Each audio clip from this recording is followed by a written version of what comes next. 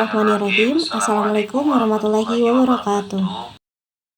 Kelompok kami akan membahas mengenai materi komunikasi dakwah entrepreneurship. Oleh karena itu, kita harus mengetahui terlebih dahulu apa itu komunikasi, apa itu dakwah, dan apa itu entrepreneurship. Di sini saya akan menjelaskan tentang komunikasi. Ada beberapa pembahasan mengenai komunikasi. Yang pertama yang akan saya bahas yaitu pengertian komunikasi, yang kedua adalah unsur-unsur komunikasi, dan yang ketiga adalah standar utama Muslim entrepreneur. Yang pertama yaitu pengertian komunikasi. Apa sih itu komunikasi? Komunikasi berasal dari bahasa Latin yaitu communicare, yang berarti berbagi atau mengirimkan. Berarti komunikasi adalah proses penyampaian informasi, gagasan atau pesan dari satu pihak ke pihak lain. Adapun pengertian komunikasi menurut para ahli diantaranya menurut Mursanto, komunikasi adalah proses kegiatan pengukuran atau pengiriman penyampaian informasi yang mengandung arti dari satu pihak ke pihak lain. Yang kedua yaitu unsur komunikasi. Yang disebut dengan unsur komunikasi adalah sesuatu yang pasti ada di dalam komunikasi. Jadi unsur komunikasi apa saja? Unsur yang pertama adalah komunikator. Komunikator adalah pihak yang mengirimkan pesan dalam proses komunikasi. Contohnya, video presentasi ini, saya Hairunisa beserta rekan saya, Muhammad Fadilur Anwar, akan menginformasikan kepada teman-teman mengenai materi tentang komunikasi dakwah entrepreneurship. Oleh karena itu, saya dan Fadil dapat dikatakan sebagai komunikator. Komunikator dalam menyampaikan pesan memiliki motif dan tujuan yang berbeda-beda, atau yang disebut dengan motif komunikasi. Dalam konteks video presentasi kelompok saya ini, yaitu tujuannya ingin menyebarkan ilmu mengenai komunikasi dakwah entrepreneurship kepada teman-teman semua. Yang kedua yaitu pesan. Pesan adalah simbol atau lambang yang mengandung arti yang disampaikan oleh komunikator kepada komunikan. Ketiga, media komunikasi, yaitu sarana atau alat yang digunakan untuk menyampaikan informasi dari komunikator kepada halayak atau kepada komunikan. Contohnya, TV, radio, telepon, dan sebagainya. Yang keempat adalah komunikan, orang yang menerima pesan yang disampaikan oleh komunikator. Yang kelima yaitu feedback atau timbal balik. Dan masih banyak unsur-unsur komunikasi lainnya. Yaitu pembahasan mengenai standar utama seorang muslim entrepreneur. Yang pertama yaitu qaulan kariman atau perkataan baik. Jadi, seorang muslim entrepreneur harus berkata dengan baik. Tidak boleh. Standar Muslim entrepreneur yang ketiga yaitu qaulan sadidan, yaitu harus berkata yang lurus. Yang keempat ada qaulan baligan, yaitu perkataan yang tepat. Dan yang kelima yaitu qaulan lainan, perkataan yang lemah lembut. Selanjutnya yaitu qaulan maisuron, perkataan yang mudah. Jadi seorang muslim entrepreneur harus berkata dengan perkataan yang mudah dan mudah dipahami khususnya oleh konsumen, pembeli, atau pegawai-pegawainya. Dan yang terakhir yaitu qaulan sakilan, yaitu harus berkata yang penuh makna. Selanjutnya, pembahasan mengenai dakwah akan dipaparkan oleh rekan saya, yaitu Muhammad Fadilur Anwar. Alhamdulillahilladzi arsala rasulahu bil huda wa dinil haqq liyudhhirahu 'ala dini kullihi wa kafa billahi syahida. Asyhadu an la ilaha illallahul malikul haqqul mubin wa asyhadu anna Muhammadan 'abduhu shadiqul wa'di amin. Amma ba'du.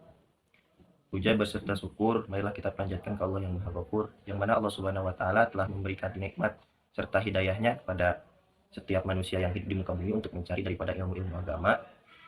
Salawat beserta salam tak lupa kita limpah curahkan kepada baginda Habibana wa Nabiyana Maulana Muhammad sallallahu alaihi wasallam, dan tak lupa kepada para sahabatnya, pada para tabi'in tabi'atnya, juga kepada kita semua sebagai umatnya yang selalu menunggu, yang selalu ingin mendapatkan daripada syafaatnya baginda Muhammad yaumil qiyamah. Amin ya rabbal alamin. Perkenalkan, nama saya Muhammad Fadilur Anwar daripada KPI semester 6 yang akan memaparkan daripada pengertian dakwah. Pengertian dakwah yang berasal dari yang pertama itu da'i yad'u da'watan, yang berarti atau beristilah yaitu menyeru atau mengajak. Ya, lebih jelasnya lagi yaitu mengajak setiap manusia atau menyeru setiap manusia yang jauh dari Allah untuk dekat kepada Allah. Itu yang dimaksud dakwah. Karena dakwah itu tidak hanya sekedar menyampaikan. Karena dijelaskan dalam kitab-kitab tertentu, banyak orang yang berdakwah karena menjual daripada ilmu agamanya untuk kepentingan dunia. Itu tidak jauh, karena dalam kitab ta'lim ketika orang seperti itu masih jauh daripada kaitan-kaitan untuk menyeru kepada orang lain. Karena pada dasarnya manusia tersebut itu belum mengenai daripada keikhlasan yang tinggi. Ya, begitupun ketika kita menjadi seorang da'i, alangkah baiknya kita itu harus mencari ridha Allah, harus mempunyai sifat-sifat yang ikhlas untuk mendapatkan daripada ridha Allah. Karena ridha Allah itu akan mendapatkan kita itu surganya Allah ketika kita mendapatkan ridhonya Allah. Terus yang kedua itu ada yang dimaksud objek dakwah. Objek dakwah yaitu adalah orang-orang yang menjadi tujuan dakwah. Mereka dapat berasal dari berbagai latar belakang sosial, geografis, pendidikan, pekerjaan, dan budaya. Atau yang dimaksud dengan ada mad'u, ada pendengarnya, ada da'i, ada mad'u. Yang dimaksud dengan mad'u ialah seseorang yang mendengar daripada ucapan-ucapan para ulamanya. Mengapa demikian? Harus adanya objek dakwah. Ketika kita berbicara sendiri, tidak menyuruh orang lain, itu bukan dakwah namanya. Yang sebagaimana yang dikatakan daripada kitab Nasuhul Ibad, alaikum bi mujalasatil ilmi wastima'il kalamil hukama. Ketika seseorang sudah kerasnya hati, kita itu harus mendekatkan diri, harus mendengarkan kepada ucapan-ucapan para ulama. Ya begitupun, harus adanya dai dan mad'u yang mendengarkan, karena itu objek atau tujuan daripada dakwah tertentu ke situ. Yang terusnya yaitu materi. Ada yang dimaksud dengan materi. Jadi materi pemaparannya ketika berdakwah itu mengajak seseorang untuk mengingatkan kepada Allah.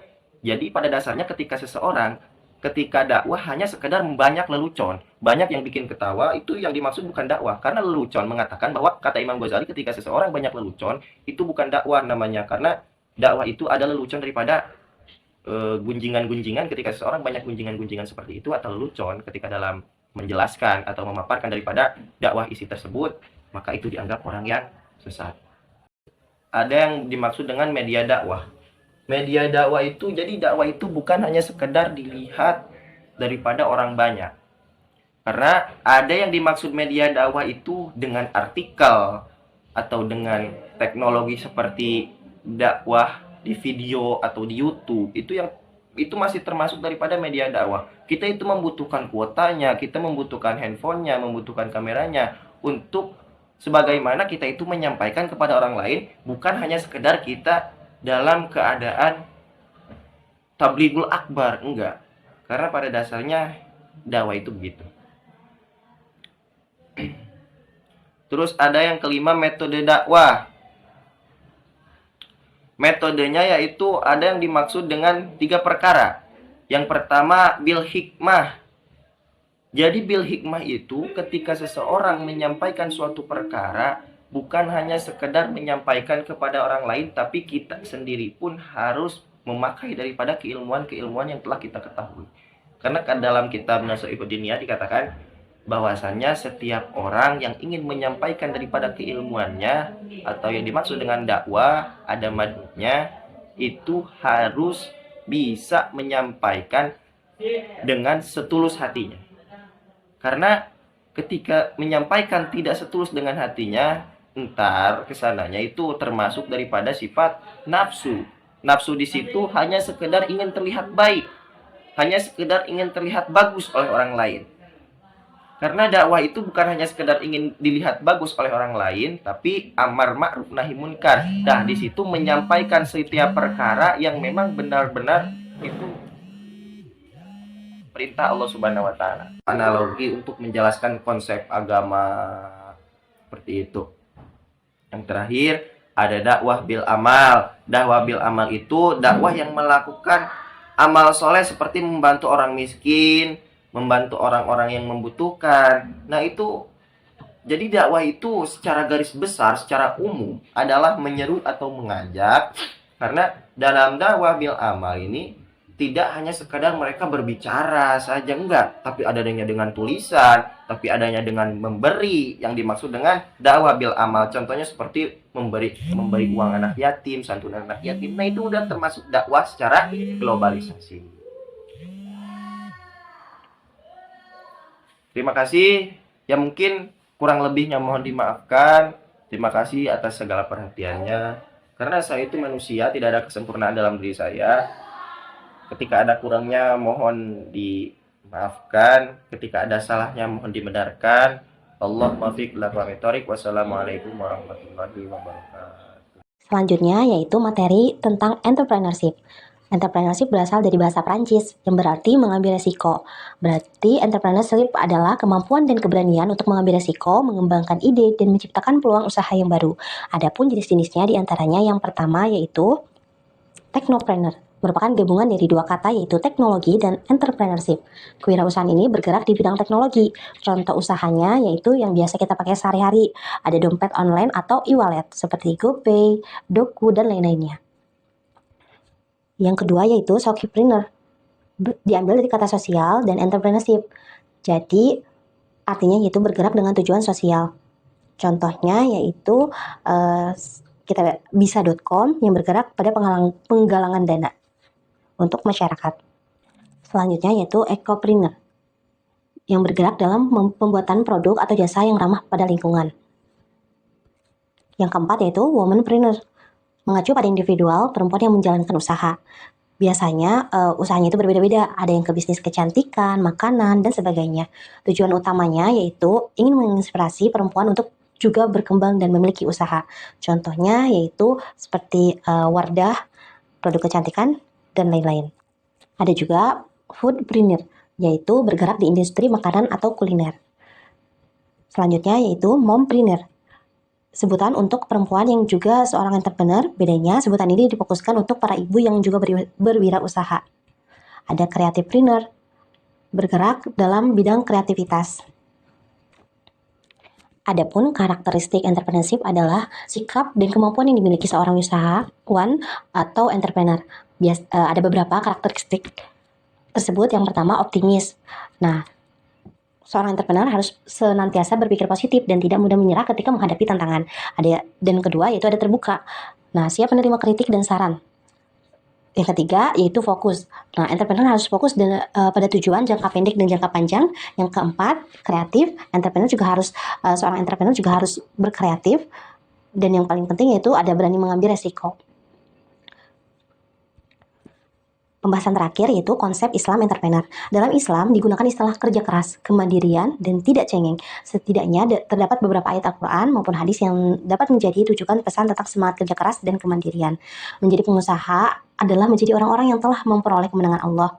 Amal seorang datang tidak hanya dari harta yang berlebihan, tetapi dari apa yang telah Allah sediakan untuknya.